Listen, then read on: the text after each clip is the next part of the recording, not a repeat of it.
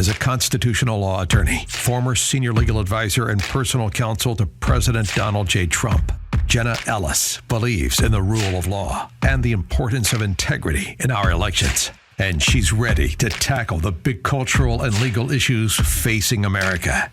This is the Jenna Ellis Show. Here is your host, Jenna Ellis. Hello, friends, and welcome to another episode of the Jenna Ellis Show. I'm Jenna Ellis, and round one is in the books for the speaker vote, where Jim Jordan failed to get 217 votes, with a whopping 20 Republicans voting no for Jim Jordan. Hakeem Jeffries, who was nominated by the Democrats, got 212. So the question is, where does this go from here? As we are recording this, a second vote has not yet taken place, but sources are saying from the Hill that even more Republicans are poised to vote against Jim Jordan in a second round.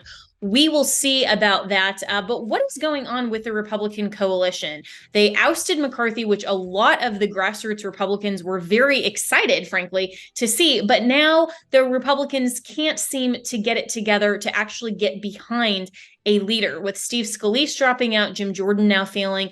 Representative Mike Johnson from Louisiana has said that if Jim Jordan falters and does not get to that 217 mark, and it's evident that he won't, then Representative Johnson will step in and run his own bid for speaker. So where do we go from here? Well, my good friend Jason Rantz, who is a radio host and the author of the brand new book, What's Killing America, will join me to discuss all this and more right after this.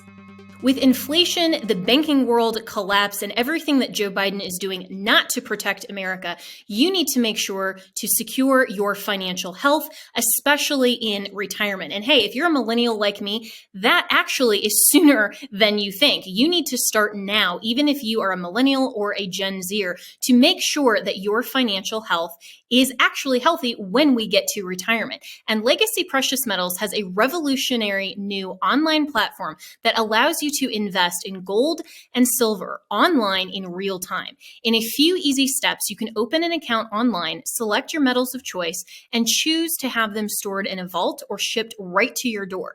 You'll have access to a dashboard where you can track your portfolio growth in real time anytime.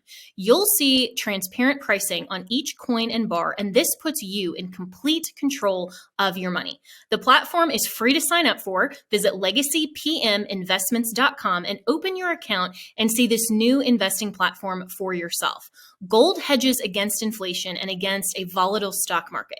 A truly diversified portfolio isn't just more stocks and bonds, but different asset classes. This brand new platform allows you to make investments in gold and silver, no matter how small or large, with just a few clicks. Visit legacypm.com to get started. You can download the free investor's guide, and you can also call Legacy PM Investments to talk to a portfolio expert to get expert answers to to customize your personal portfolio. So visit legacypminvestments.com to get started. Tell them that Jenna sent you.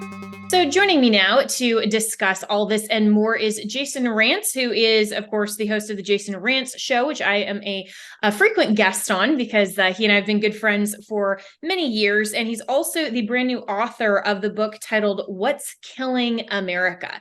So Jason, thanks so much for joining. And first, I want to get your thoughts on the speaker race. Jim Jordan, unfortunately, and I think predictably, unfortunately, didn't get to that 217. We saw 20 Republicans in the first round vote against him. Olivia Beavers from Politico is suggesting that in a second round, that even up to 5 more Republicans might vote against him.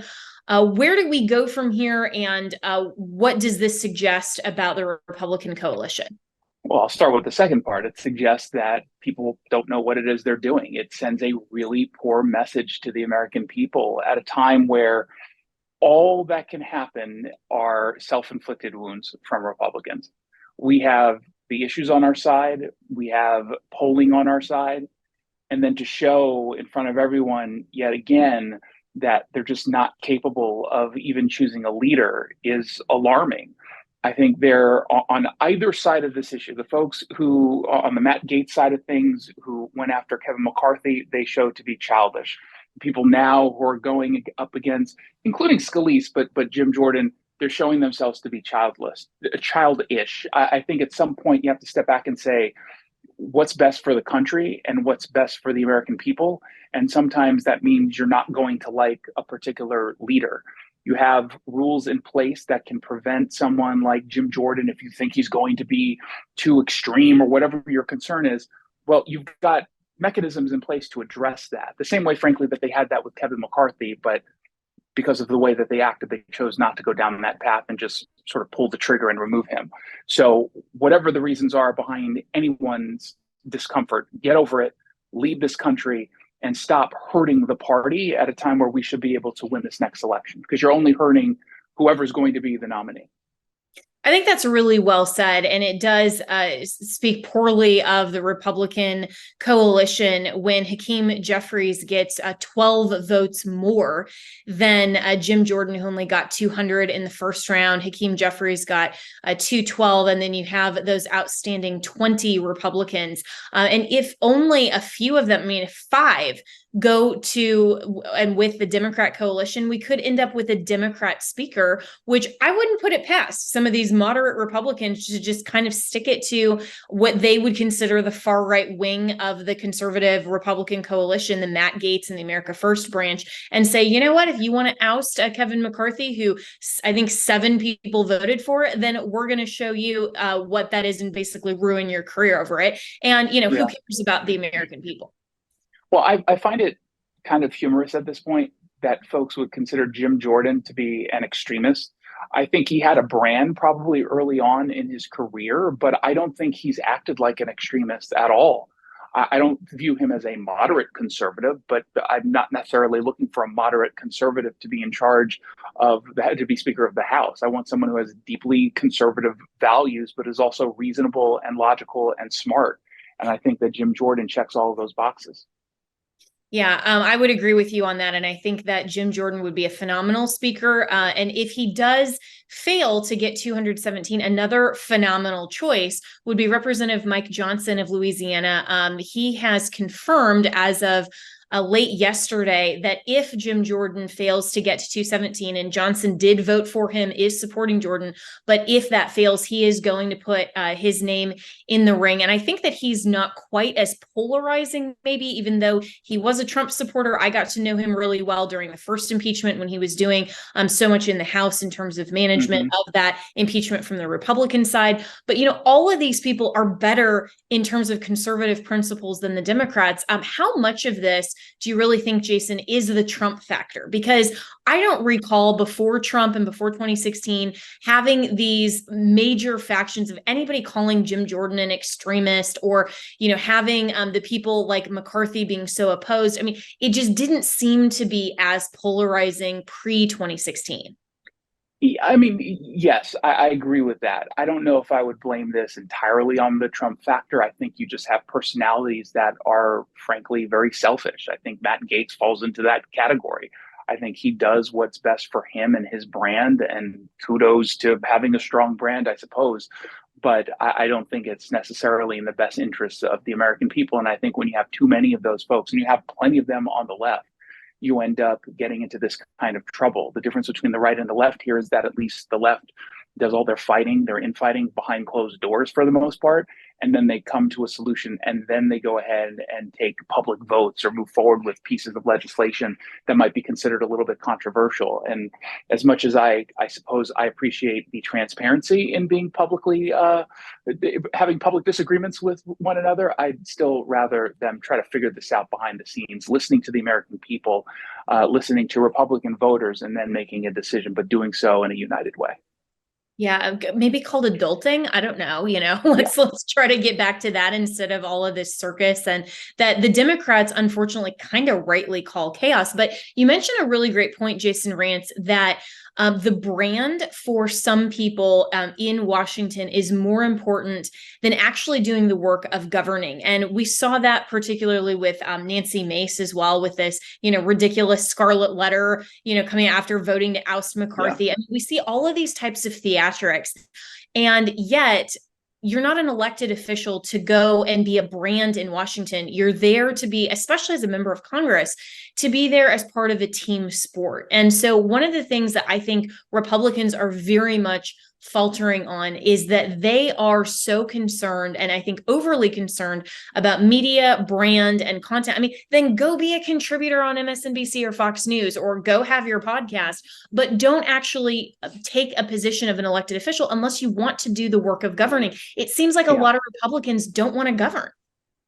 It comes down to a simple strategy. You either agree or you align. And if you can't do either of them, then step out, step away. You either agree or align with the party. You don't always have to agree, but you do have to align. And you can work within the system to ensuring that whatever it is you're concerned with gets addressed. That's how adults in the business world operate. And that's how I think most people expect our members of Congress to operate. Yeah, and it's so sad that expectations never really tend to manifest as reality.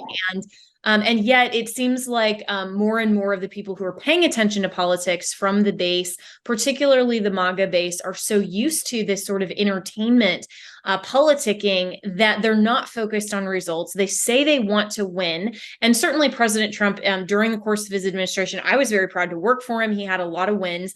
But a lot of this in terms of the Republicans, it almost seems like they want to be in the minority so that they can have the splashy TV hits instead of actually getting business done when they are in the majority. I mean, we've had the majority for almost a year now, and not really a lot has been accomplished from the House side, especially just restraining the Democrats. So your book is called "What's Killing America," and so how does all of this, in terms of the political atmosphere, play into what you discuss in the book?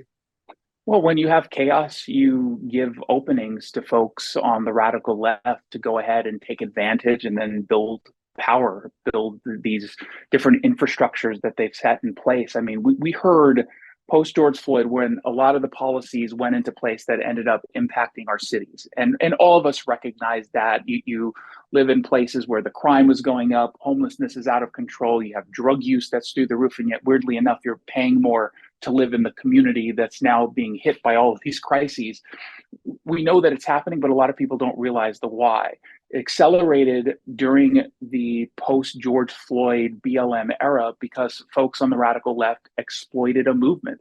They took advantage of a lot of the chaos and feelings that were, hurt. And I understand why people reacted the way they did to the video of George Floyd, but the folks on the far left took advantage. And I'll give them a little bit of credit. They told us what they wanted to do. They said they want to dismantle systems of oppression and then rebuild it throughout this sort of social justice lens. And that's precisely what they did. The problem is, even though most people can identify generally what's going wrong and where you don't want us to be, most people can't connect the dots and explain why. When I'll go on Twitter and I'll talk about my book, someone will inevitably answer what's killing America simply saying Democrats or Biden. It's not that simple. It's not that simple. And if you think that simply replacing a Democrat, including Joe Biden or any member of the squad and whatnot, is going to change things, no, they've changed institutions. They have control of the culture. They have control of the language. And there's no flipping of the switch to get us to get back on track. You have to speak the language of the left. You have to be able to decode the language. And only then can you start to undo some of the damage that they have unfortunately inflicted upon us all. Yeah, that is such an excellent point, that this isn't just about the ballot box. It's not just about who is currently occupying the White House. This goes much deeper, and it goes much deeper to an overall worldview. And when we have critical theory that is going into all of these institutions, when we see that they have this system of the oppressors versus the oppressed, and they're trying purposefully to suggest that under all of these theories and these studies, whether it's gender studies, it's queer studies, it's women's studies, it's race studies, all of these things that go into then like critical race theory and the outflow of BLM. I mean, all of these things are undergirding a culture that is largely turning away from the fundamental values and principles that truly made America great at our founding. And they're fundamentally shifting this intentionally away from liberty and freedom and into this sort of critical theory that is taking over our institutions. And so I think it is much broader than that. And, you were reporting right there from the Chaz. If people remember that back in 2020, along with BLM, I remember watching you on Tucker Carlson like almost every night, and it was amazing what was going on. And that type of mentality to have, a group like BLM, but like the people who set up and occupied, this area of downtown Seattle is so ridiculous. And so how now looking back on that, 3 years later, what did you kind of learn from that experience and where we're going from here as a culture? What I learned is that people who are living in their little bubbles, they don't learn anything from experiences like that. I think anyone can look at what happened with Chop or Chaz and say, obviously, that's a bad idea, and it created a whole lot of chaos, and it shows how the whole defund the police movement is obviously going to fail. And yet there are people who are in Seattle who pretend none of that actually happened. And I remember at the time, as I was covering it, I would get tweets or emails from folks who I guess hate watch Fox News or hate listen to my radio show. And they'll tell me I'm making it all up. I'm like, dude, I've got video and photos that we're publishing. I don't know CGI. I promise you I'm not making this up, but that's what they believed. You've got a lot of people who I think also are well-intentioned, not understanding what's going on. And I think that that's more of a failure on all of us to not be able to communicate what's truly happening and the why than it is necessarily on them. We're the ones who are calling out what's happening in our cities. They're not. They seem to be oblivious to it until, unfortunately, they are directly impacted by a consequence of a policy that's been implemented in their name. And if we're not able to convince them to change course, well, we're going to lose all of these battles. But if you argue the way that progressives use the language, if you understand how they speak and you decode that language, you can start having these conversations and actually winning. You're not going, if you're in Seattle or San Francisco, New York, Chicago, you're not going to get a Republican. But understand that the voters are choosing between a moderate Democrat often and a very, very, very fringe Democrat. We want the moderate to win. We'd, of course, want the Republican, but there is no Republican who's generally running in these races. So you have to be able to talk their language and exert some sort of influence, because all of this ends up impacting us. And what I caution people against is thinking that they can just move and avoid all of the nastiness. I used to get text messages to my radio show saying, I'm done. I'm leaving Seattle. I'm moving to Enumclaw. I'm moving to Bellingham or Spokane because I just can't take it anymore. And those same people are now saying, oh my God, those policies are now here in my community. It's not Vegas. What happens here doesn't stay here. And we can say that for Democrat-run cities all around the country. And so it is on all of us to actually take a more active role. And rather than spend a whole bunch of time trying to figure it out yourself, I wrote What's Killing America because it's a kind of gives you the guidelines that you need. It connects the dots for you, because I get it. You guys have lives and families and things to do. I don't. This is my life and this is my job. So I'm able to do the work for you. And then you guys got to sort of step up and help do the rest. Yeah. And I commend you on that, because I agree with you that the people who aren't just the politicos like you and me, that this is our life and work, still need to be paying attention to it, at least to the extent that it does shape their lives and their ability to have their job and raise their children in the way they want to, go to the church of their choice, or not go to church if they don't want to. I mean, we believe in religious freedom in this country. I mean, all of these things are impacted by civil government. But as Andrew Breitbart said, culture or politics is downstream from culture. And I've kind of added on to that to say that culture is downstream from worldview. The culture that we're currently experiencing didn't just happen overnight. This isn't something that we can't change. The Democrats have intentionally, fundamentally changed our culture with an ideology that is antithetical to American freedom. And so when you talk about what's killing America, you're absolutely right that we have to connect these dots. So where can people go to find your book, get it? And if you want to just preview a little bit, what are some of the solutions? Yeah, so you can get the book at Amazon or Walmart.com. You can get it online pretty much wherever it is you buy your books. And if you go to a brick and mortar shop, just make sure you call to make sure. It turns out that a lot of Barnes and Nobles apparently don't like to carry conservative books, and if they do, they carry like one and they hide it. So call and make sure they've got it. But at the end of the day, conservative authors, as you know, do not get a whole lot of support outside of conservative media. So conservatives have to stick up for other conservatives. Otherwise, we're not going to be able to continue to put out these books. I would say there are solutions presented in every single chapter. I cover crime, homelessness, immigration, education, cost of living, housing. I give you not only what's going wrong, but I tell you what goes right. And one thing just on homelessness, I'll tell you, Housing First is a policy that's being used that no one can define. Probably most people listening right now haven't even heard of. And yet that is what's responsible for the homelessness crisis that we have. I take you through Salt Lake City because they were the ones who sort of pioneered and championed Housing First, which, as it sounds, it's exactly what it is. We put homeless people in a home first, and then we address the underlying issues, except they don't actually address any of the underlying issues. There's no rules of the road, as it were, in order to get some of the free housing. So these are people who just languish, and it failed miserably in Salt Lake City, and yet people think it was a huge success. So I take you through some of the programs that are currently in place, like including in cities like Austin, Texas, programs that actually work to get people housed and stay off the streets and really truly get to the underlying causes of their homelessness. In some cases around crime, you don't even have to get all that innovative. In some cases, you just have to get rid of some policies. So I take you through that and what's killing America. And it's a book as much for conservatives as it is for liberals. Everyone probably has some moderate Democrats in their lives. This is a book for them as well. And I go out of my way in the subtitle to not call out Democrats. I'm talking about the radical left. And we have radicals on the right as well, but they're just not the ones who are ruining our cities, and their policies aren't spreading. So I focus on the radical left. Mm-hmm. Well, for all of the hate listeners to this show, you should go out and get Jason's book as well. And you may learn something. And I know it'll be really difficult to support a conservative author, but you should read things even if you think you disagree with them, because you might learn something. So for everyone listening, go out and get your copy of What's Killing America.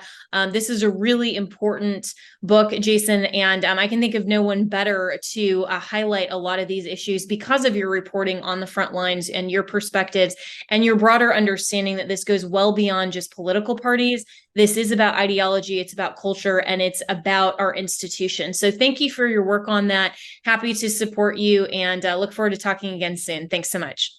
I appreciate it. Thank you so much.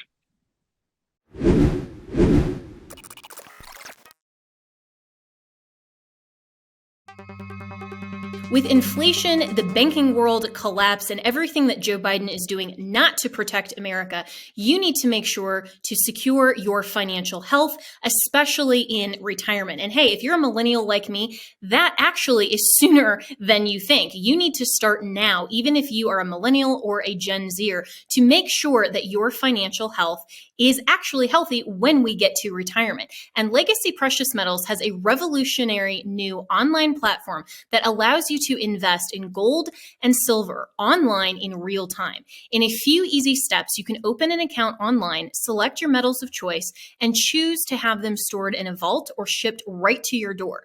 You'll have access to a dashboard where you can track your portfolio growth in real time anytime. You'll see transparent pricing on each coin and bar, and this puts you in complete control of your money. The platform is free to sign up for. Visit legacypminvestments.com and open your account and see this new investing platform for yourself. Gold hedges against inflation and against a volatile stock market. A truly diversified portfolio isn't just more stocks and bonds, but different asset classes. This brand new platform allows you to make investments in gold and silver, no matter how small or large, with just a few clicks. Visit legacypm.com to get started. You can download the free investor's guide, and you can also call Legacy PM Investments to talk to a portfolio expert to get expert answers to your to customize your personal portfolio. So visit legacypminvestments.com to get started. Tell them that Jenna sent you. On MyPillow's 20-year anniversary with over 80 million MyPillows sold, Mike Lindell wants to thank each and every one of you by giving you the lowest price in history on his MyPillows. You will receive a queen-size MyPillow for only $19.98. The regular price is $69.98 and just $10 more for a king size. You'll receive deep discounts on all MyPillow products such as bed sheets, mattress toppers, pet beds, mattresses, my slippers, which I love, and so much more. This is the time to try out some of the amazing products you've had your eye on from MyPillow. So go to mypillow.com and enter promo code Jenna to receive this amazing offer on the queen size MyPillow for $19.98. You can go to mypillow.com or call 1-800-564-8475. Be sure to use the promo code Jenna. This offer comes with a 10-year warranty and a 60-day money-back guarantee. It's time to start getting the quality sleep you deserve. This offer comes with a 10-year warranty and a 60-day money-back guarantee. It's time to start getting the quality sleep you deserve.